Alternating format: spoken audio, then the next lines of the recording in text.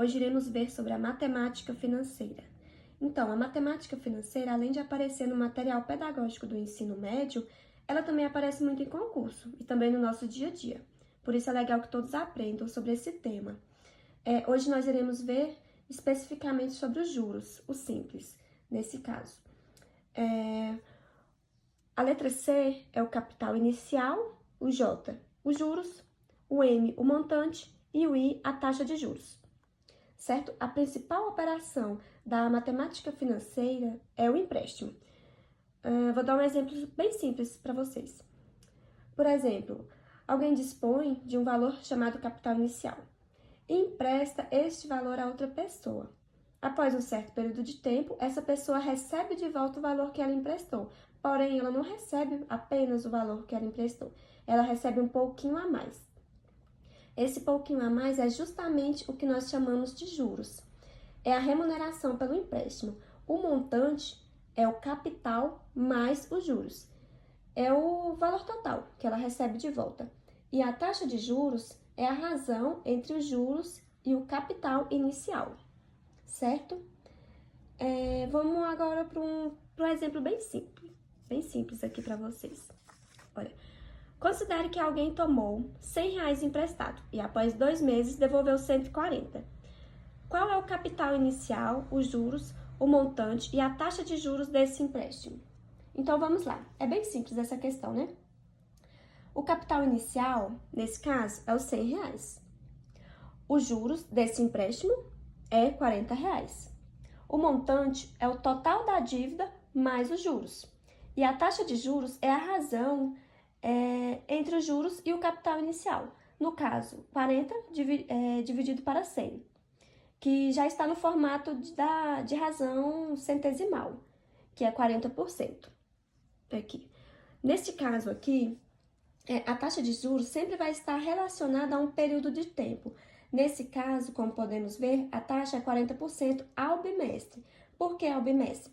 Porque aqui, ó, está falando por 2 meses. Esse empréstimo ele foi devolvido após 2 meses, por isso que neste caso é ao bimestre, certo? O juro simples é aquele juro onde a cada período o juro é calculado sobre o valor inicial da dívida.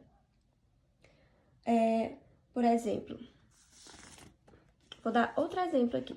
Uma pessoa tomou R$100 emprestado a juros simples, com uma taxa de 10% ao mês. Qual será a sua dívida em um ano? Então, nesse caso, a cada mês será calculado 10% sobre 100, que é o valor inicial da dívida. Assim, chegamos a esta fórmula, essa daqui. Aqui, nesse caso, nós vamos trabalhar, né, a fórmula do juros simples. J é os juros, C é o capital, o I é a taxa de juros, que aqui tem que estar sempre em razão centesimal. Que, por exemplo, 20 é o mesmo que 0,2, ou seja, 20 sobre 100, certo? O T é o tempo do período, é o tempo, né, no caso, que tem que estar na mesma unidade que a taxa de juros. Por exemplo, se a taxa é ao mês, o tempo também deve estar ao mês, viu? Isso é importantíssimo.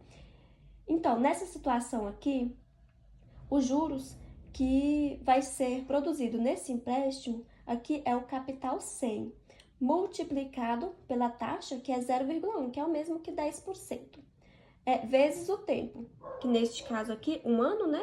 12 meses, certo? Os juros vai ser igual a 100 vezes 0,1 vezes 12, que dá no resultado de R$120. Só que não queremos saber os juros, né? Como está especificando na questão. Nós queremos saber o valor da dívida. Então, o montante, neste caso aqui, vai ser os juros somando ao capital inicial, que nesse caso se resultou a R$220. 220 é a dívida após um ano, que no caso é os juros mais o capital inicial, que é o 100. Certo, galerinha?